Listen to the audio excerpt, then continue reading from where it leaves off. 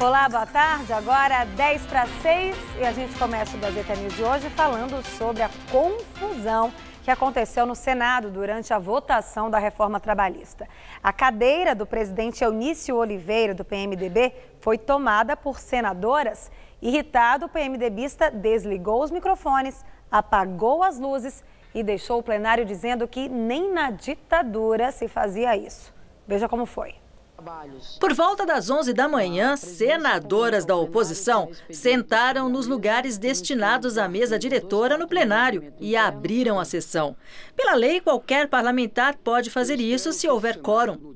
Gleisi Hoffmann, Fátima Bezerra e Regina Souza, do PT, Lídice da Mata, do PSB e Vanessa Graziotin, do PCdoB, deram a palavra a senadores oposicionistas, que discursaram por cerca de 1 hora.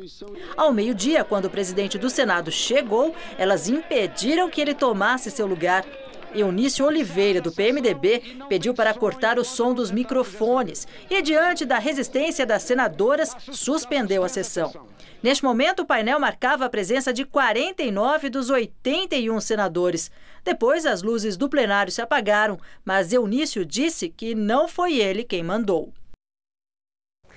E hoje a bancada do PMDB na CCJ, a Comissão de Constituição e Justiça da Câmara, protocolou um voto em separado pela rejeição da denúncia contra o presidente Michel Temer do PMDB. O voto vai no sentido contrário ao apresentado ontem pelo relator do caso na comissão, Sérgio Sveiter, que recomenda a autorização da peça acusatória do Procurador-Geral da República, Rodrigo Janot. O presidente Michel Temer disse que vai respeitar qualquer decisão da Câmara sobre a denúncia de corrupção passiva contra ele. A Câmara, nesta semana, não posso deixar de dizer isso, tem uma importantíssima decisão a tomar, ainda nesta semana. E eu respeitarei qualquer que seja o resultado da votação. Não é hora de dúvida, de receios, a hora é de respostas rápidas. E a gente já cansou de falar aqui no Gazeta News sobre os problemas que os semáforos causam na vida dos motoristas em toda a Grande São Paulo. Quando não estão quebrados, funcionam parcialmente e isso provoca uma tremenda confusão no trânsito.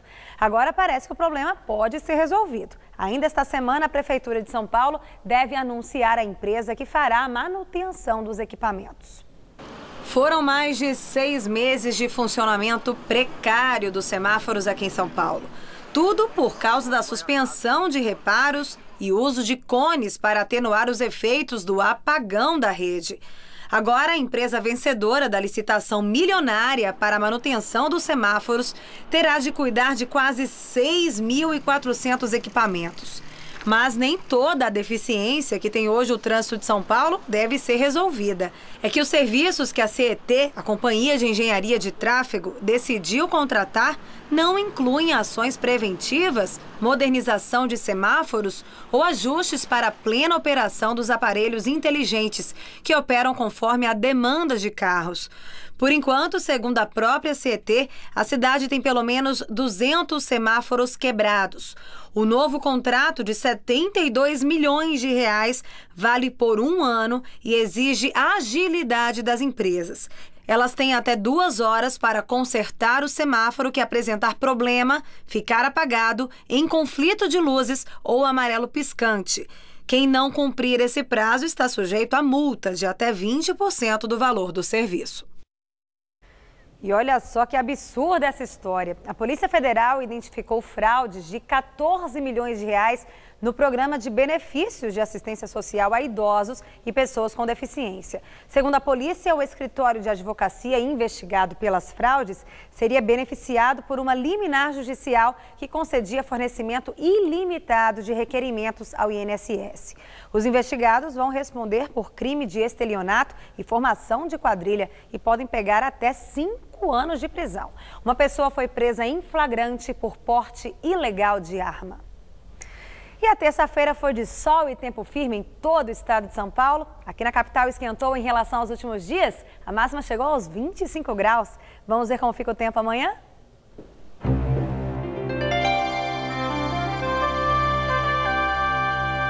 Todo o estado de São Paulo vai ter uma quarta-feira de muito sol e nada de chuva por causa de uma massa de ar seco que está estagnada sobre boa parte do país. Olha só, amanhã o sol aparece entre muitas nuvens no litoral sul e no Vale do Paraíba, mas não vai chover. Nas demais áreas do estado de São Paulo, incluindo aqui a capital, o sol brilha forte na maior parte do dia e o tempo continua firme. Chega a fazer até 28 graus em Presidente Prudente, 29 em Presidente Bernardes e em Votuporanga. Mais ao norte teremos 25 graus em Franca, 26 em Barretos e 27 graus em São José do Rio Preto. E na faixa leste faz até 26 graus em São José dos Campos e também em Caraguatatuba, no litoral. Para a capital, já que não temos chuvas previstas, vamos ver como ficam as temperaturas nos próximos dias. Nessa quarta-feira, mínima de 12 de madrugada e máxima tarde de 23 graus por aqui. Na quinta, máxima também fica na casa dos 23 e na sexta-feira, máxima prevista de 24 graus, ainda sem nenhuma gota de chuva. E chegou a hora da prestação de serviço no Gazeta News. Você tem um problema aí no seu bairro? Então manda um vídeo de até um minutinho para o Gazap que a gente mostra aqui no Gazeta News. Vamos ver de onde vem a denúncia de hoje? Jardim 9 de Julho, na região de São Mateus, na Zona Leste. Por lá existe a Praça São Carlos. Na internet dá para ver como a praça estava bem cuidada em fevereiro de 2011. De lá para cá, a situação mudou bastante. E o Rivail Celestino de Carvalho reclama da falta de limpeza e manutenção por ali. A altura do mato dessa praça aqui, olha. Essa é a situação que se encontra a nossa praça. Os brinquedos tudo quebrado. Os equipamentos de ginástica tudo quebrado. Tudo quebrado. Ó. Tudo quebrado. Aí, ó. A escola, em frente à escola, olha quanto lixo. Total estado de abandono. Aí, ó, os equipamentos tudo quebrado, total estado de abandono. E você, já nos mandou a sua denúncia? Não se esqueça de fazer como o Rivail e gravar o vídeo na posição horizontal. Se tiver qualquer dúvida, o passo a passo está no nosso site.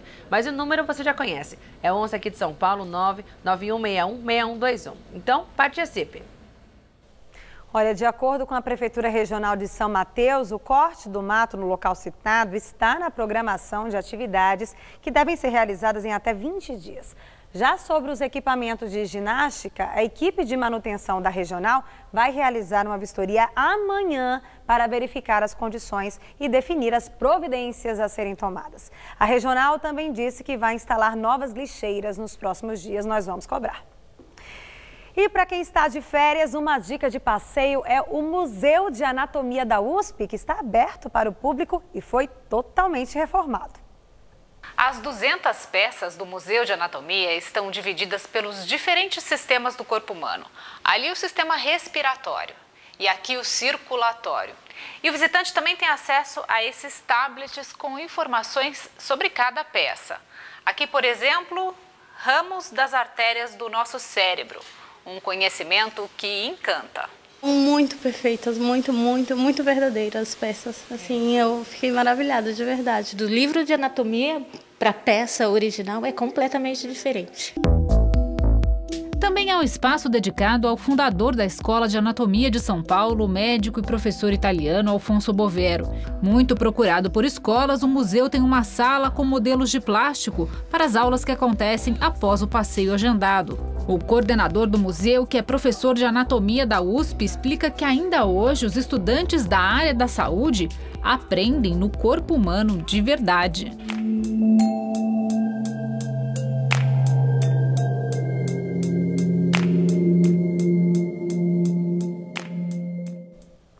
Para quem gostou da dica, o Museu de Anatomia Humana Alfonso Bovero fica no Instituto de Ciências Biomédicas, na cidade universitária Zona Oeste, aqui de São Paulo. As visitas podem ser feitas de terça a sexta-feira, do meio-dia às 4 horas da tarde. E a entrada é grátis. E o Gazeta News de hoje fica por aqui. Outras notícias você acompanha daqui a pouco no Jornal da Gazeta. Fica agora com o Gazeta Esportiva. A gente se vê amanhã. Tchau, tchau.